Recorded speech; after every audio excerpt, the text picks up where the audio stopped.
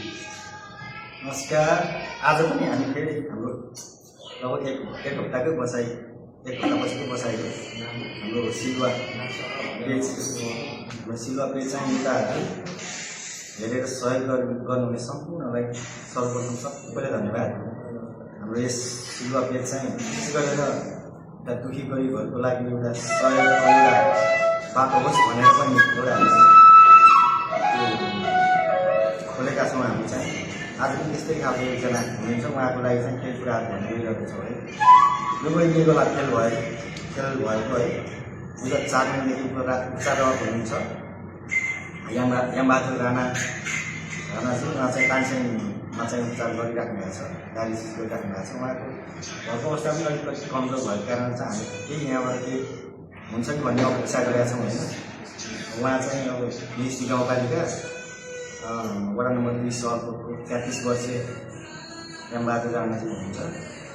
उहाँले चाहिँ मादलको खुबै राम्रो बनाउनुहुन्छ है।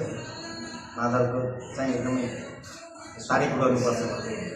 उहाँलाई चाहिँ आज उहाँको लागि भनेर सिटी चमकी गरिरहेका छौँ, डोरी खेल्ने चमकी गरिरहेका छौँ। आज चाहिँ निर्निमुनि गाडी चुनेको भन्नेमा चाहिँ यसो हामीले डोरी ल्याउने प्रयास गरेका छौँ है। यो चाहिँ गाउँमा चाहिँ कल्पना बहिनी देवी अनि मादलमा चाहिँ याम राणा अनि हार्मोनियममा चाहिँ कृष्ण, बाँसुरीमा चाहिँ हाम्रो राष्ट्रिय स्तरको बाँसुरी बजाउनुहुन्छ। उहाँ चाहिँ एकदमै के भन्ने एकदम निखार भएको बाँसुरी वादक है। उहाँ चाहिँ चन्द्र राणा अनि म चाहिँ नारायण श्रेष्ठ। आज गीत चाहिँ रमाइलो गरेर हेरिदिनु भयो, प्रतिक्रिया पनि दिनु होला। रमाइलो मात्रै गर्नु लागि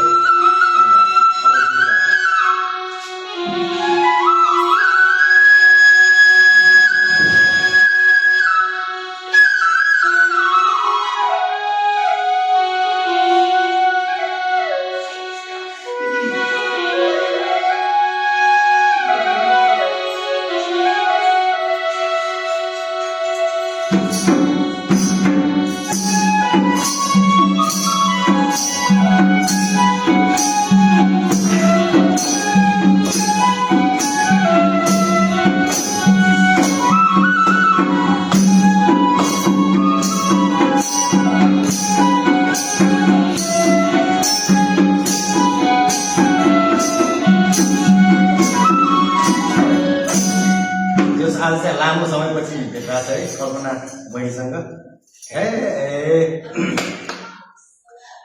बल्ल आज भेट भयो हाम्रो जति लाइरहेछ झन् राम्रो निर्निमुनि